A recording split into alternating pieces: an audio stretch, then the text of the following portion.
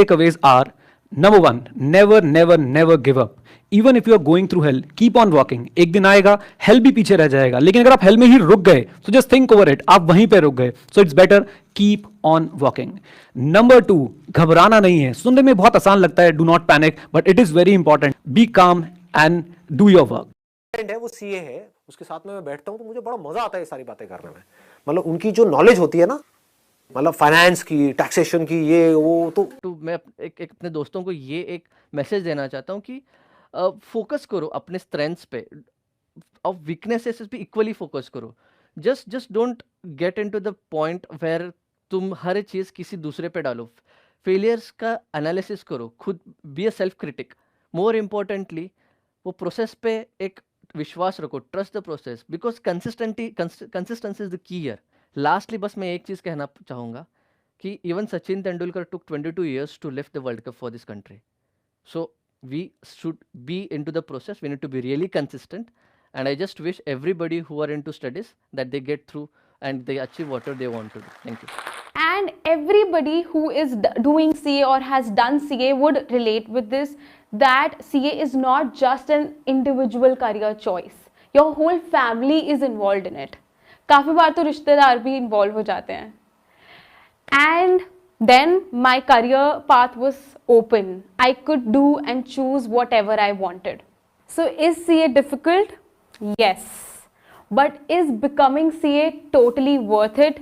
Hell yes. So I had a lot of struggles during my CA. But my never give up spirit kept me going throughout all those years. And I'm sure कि आपको भी काफ़ी problems आती होंगी बीच में. But my friends, keep holding to that.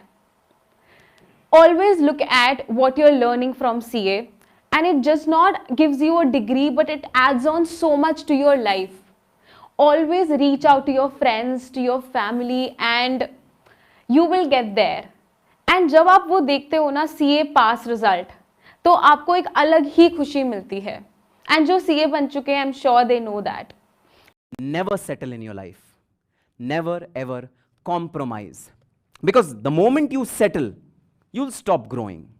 So if you really want to reach the pinnacle of success, then you should never compromise.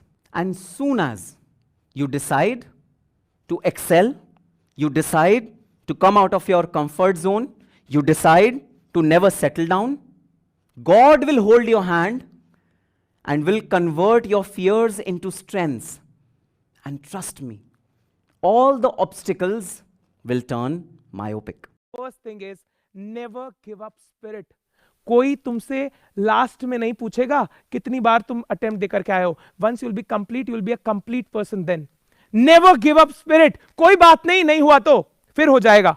And the second thing, ऐसी beautiful चीजें आप सब में है, मुझ में है, आप में है, हम सब में है. All those good values you should identify in yourself and then keep up to them. क्योंकि वही वैल्यूज हैं. लाइफ में बहुत सारे ऐसे मोमेंट्स आएंगे when you will be bogged down. आपको लगेगा जिंदगी खत्म हो गई, लेकिन बॉस तब ये सब चीजें आपको वापस से लेकर के आएंगे. इतने होशियार में प्लान करना चाहिए और कैसा टशन में पड़ने, मतलब जीते रहो, कोहली जैसा खेलने का. खेल रहा नहीं, खेल रहा हूं जीतने के लिए. खेलते तो हर प्लेयर है, खेल रहा हूं जीतने के लिए. Goal setting is basically the first step in turning impossibles to possibles. That is one of the most important thing.